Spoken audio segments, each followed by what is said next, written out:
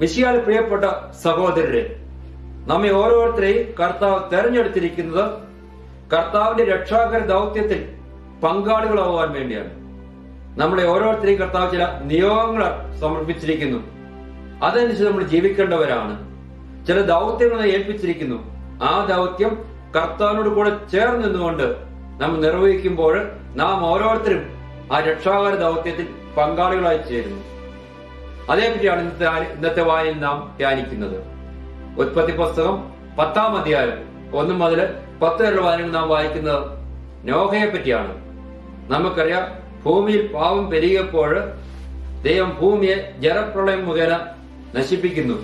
എന്നാൽ സത്യസന്ധനും കർത്താവിനും മിന്നൽ നീതിനിഷ്ഠമായിരുന്ന നോഹയുടെ കുടുംബത്തെയും ദൈവം വളരെ അത്ഭുതകരമായ രീതിയിൽ രക്ഷിക്കുന്നതായിട്ട് നമുക്ക് കാണാൻ സാധിക്കും. വീണ്ടും നാം കാണുന്നുണ്ട്, നോഹയെ ദൈവം ഏൽപ്പിച്ച ദൗത്യം അത് പൂർണ്ണ വിശ്വസ്തയോടുകൂടെ സ്നേഹത്തോടുകൂടെ നോഹ മനസ്സിലാക്കിയ ആ ദൗത്യം നിർവഹിക്കുകയും ചെയ്യുന്നുണ്ട്.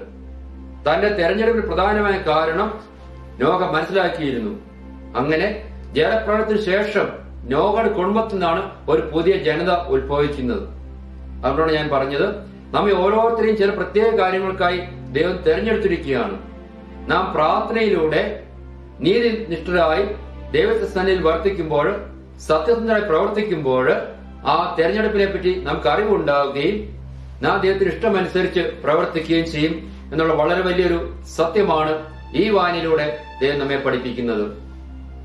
ന്യായാധിപന്മാരുടെ പുസ്തകം 13-ാം അധ്യായം 2 മുതൽ 7 വരെയും 24-ാമത്തെയും തിരുവചനം നാം വായിക്കുന്നത് സാംസന്റെ ജനനത്തെ പറ്റിയാണ്. മനോവയുടെ ഭാര്യ വന്ധ്യയായിരുന്നു, അവൾക്ക് മക്കളുണ്ടായിരുന്നില്ല. എന്നാൽ ആ കുടുംബത്തിൽ ഒരു പുത്രൻ ജനിക്കുന്നു, സാംസൺ. നോഹയെ പോലെ ഈ കുടുംബവും സത്യസന്ധരും കർത്താവിന്റെ സന്നിധിയിൽ നീതി പ്രവർത്തിക്കുന്നവരുമായിരുന്നു. അവരെ ഏൽപ്പിച്ചിരിക്കുന്ന ദൗത്യം അവർ കൃത്യമായി മനസ്സിലാക്കി അതനുസരിച്ച് ജീവിക്കുകയും ചെയ്തു. അങ്ങനെ ആ കുടുംബത്തെ, പ്രത്യേകിച്ച് സാംസനെ ദൈവം സമർത്ഥമായി അനുഗ്രഹിക്കുകയും തന്റെ ഇസ്രായേൽക്കാരെ രക്ഷിക്കാൻ വേണ്ടി സാംസനെ ദൈവം ഉപയോഗിക്കുന്നതായിട്ട് കാണാനായിട്ട് സാധിക്കും. ആദ്യമായി നാം കണ്ടതുപോലെ നോഹയും കുടുംബത്തെയും ദൈവം അനുഗ്രഹിച്ചതുപോലെ നമുക്ക് കാണാൻ സാധിക്കും സാംസന്റെ കുടുംബത്തെയും ദൈവം സമർത്ഥമായി അനുഗ്രഹിക്കുന്നു. വിശുദ്ധ പൗലോസ് ശ്ലീഹ എഫേസോസുകാർക്ക് എഴുതിയ ലേഖനം 3-ാം അധ്യായം 1 മുതൽ 13 വരെ വായനകളിൽ നാം കാണുന്നത് പൗലോസ് ശ്ലീഹയുടെ തെരഞ്ഞെടുപ്പിനെ പറ്റിയാണ്. എന്തുകൊണ്ടാണ് ദൈവം പൗലോസ് ശ്ലീഹയെ തെരഞ്ഞെടുത്തിരിക്കുന്നത്? എന്ത് ദൗത്യമാണ് പൗലോസ് ശ്ലീഹയെ ക്രിസ്തു ഏൽപ്പിച്ചിരിക്കുന്നത്? ഇതേപ്പറ്റി പൗലോസ് ശ്ലീഹയ്ക്ക് അഗാധമായ ജ്ഞാനം ഉണ്ടായിരുന്നു. അസത്യമായിട്ട് പൗലോസ് ശ്ലീഹ എഴുതുകയാണ്, പ്രഖ്യാപിക്കുകയാണ് ചെയ്യുന്നത്. വിജാതിയരോട് ക്രിസ്തുവിന്റെ രക്ഷാകര സന്ദേശം പ്രസംഗിക്കാൻ വേണ്ടിയാണ് ഞാൻ വിളിക്കപ്പെട്ടിരിക്കുന്നത്. അവിടെ ഞാൻ ആദ്യം പറഞ്ഞത്, കൃത്യമായി പൗലോസ് ശ്ലീഹയ്ക്ക് അറിയാമായിരുന്നു എന്നെ എന്തുകൊണ്ടാണ് ക്രിസ്തു തെരഞ്ഞെടുത്തിരിക്കുന്നത്, എന്നെ എന്ത് ദൗത്യമാണ് ഏൽപ്പിച്ചിരിക്കുന്നതെന്ന്. അതുകൊണ്ട് പൗലോസ് ശ്ലീഹ പറയുകയാണ് ചെയ്യുന്നത്, എന്നെ ഏൽപ്പിച്ചിരിക്കുന്ന ദൗത്യം വിജാതിയരുടെ ഇടയിൽ കർത്താവിന്റെ അല്ലെങ്കിൽ യേശുവിന്റെ സന്ദേശം, രക്ഷാകര സന്ദേശം പ്രസംഗിക്കുക എന്നുള്ളതാണ്. നമുക്ക് കാണാൻ സാധിക്കും, പൗലോസ് വളരെ ഭംഗിയായിട്ട് രീതിയിൽ ബുദ്ധിമുട്ടും പ്രയാസങ്ങളും ഉണ്ടായിട്ട് പോലും ആ ദൗത്യം പൂർണ്ണമായിട്ട് നിർവഹിക്കുന്നുണ്ട്. ഇതേ രീതിയിൽ നമ്മെ ഏൽപ്പിച്ചിരിക്കുന്ന ദൗത്യം നാം ഭംഗിയായിട്ട് നിർവഹിക്കുമ്പോഴും ബുദ്ധിമുട്ടുകളും പ്രയാസങ്ങളും ഉണ്ടായാലും ആ ദൈവം നമ്മളെ വിളിച്ചിരിക്കുന്ന ശക്തിയുള്ളവനാണ്, ബലവാനാണ്.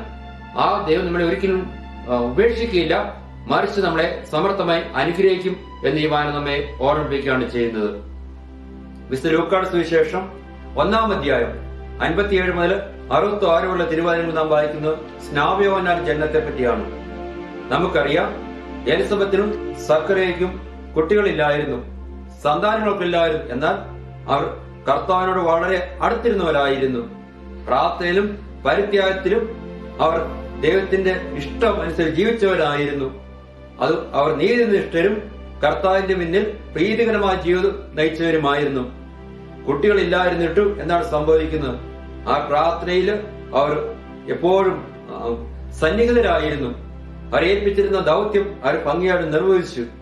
അതുകൊണ്ട് അവരുടെ പ്രാർത്ഥന ദൈവം കേൾക്കുകയും അവർക്ക് പ്രത്യുത്തരം നൽകുകയും ചെയ്യുന്നു.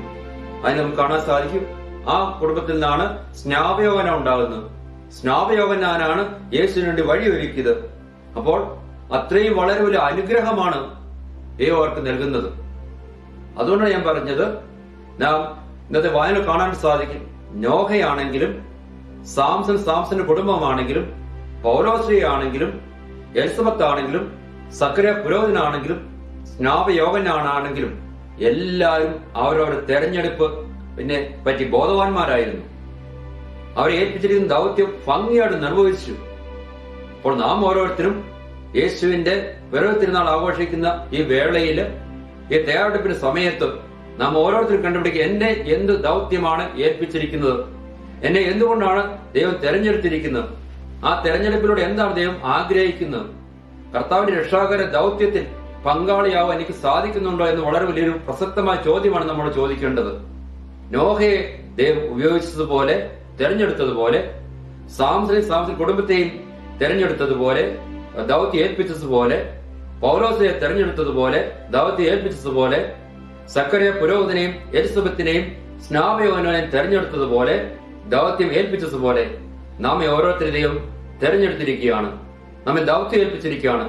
ആ ദൗത്യം പ്രാർത്ഥനയിലൂടെയും വചനപ്രഘോഷണത്തിലൂടെയും കുദാശ സ്വീകരണത്തിലൂടെയും നാം കണ്ടുപിടിക്കുമ്പോൾ, അതിൽ ജീവിക്കുമ്പോൾ നാം ഓരോരുത്തരും യേശുവിന്റെ കർത്താവിന്റെ രക്ഷാകര ദൗത്യത്തിൽ പങ്കാളികളായി തീരുമെന്ന കാര്യത്തിൽ യാതൊരു സംശയമില്ല എന്ന് ഇന്നത്തെ വായന നമ്മെ പഠിപ്പിക്കുകയാണ് ചെയ്യുന്നത്, നമ്മെ ഓർമ്മിപ്പിക്കുകയാണ് ചെയ്യുന്നത്.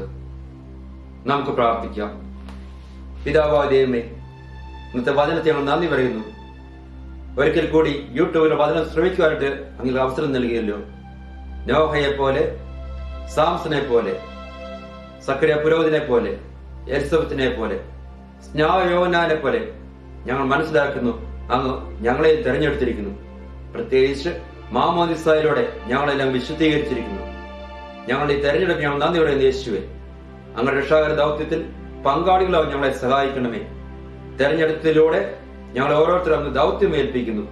ആ ദൗത്യം ഏതാണെന്ന് കൃത്യമായിട്ട് കണ്ടുപിടിക്കണമെങ്കിലും പ്രാർത്ഥനയും പരിത്യാഗവും ഉദാസ സ്വീകരണവും വചനം പഠിക്കുകയും ധ്യാനിക്കുകയും ചെയ്തത് അത്യാവശ്യമാണെന്ന് ഞങ്ങളെ മനസ്സിലാക്കി തന്നു. അങ്ങയുടെ സന്നിധിയിൽ നീതിനിഷ്ഠരും സത്യസുന്ദരമായി വർത്തിക്കുവാനായിട്ട് ഞങ്ങളെ സഹായിക്കണമേ. ഞങ്ങളെയും ഞങ്ങളുടെ കുടുംബത്തിലെ ഓരോരുത്തരെയും പരിശുദ്ധാത്മ ശക്തിയാൽ നിറയ്ക്കണമേ. നമ്മുടെ കർത്താവ് യേശു മിശിഹായുടെ കൃപയും പിതാവായ ദൈവത്തിന്റെ സ്നേഹവും പരിശുദ്ധാത്മാവിന്റെ സഹവാസവും നാം എല്ലാവരും കൂടി ഉണ്ടായിരിക്കട്ടെ. ആമേൻ.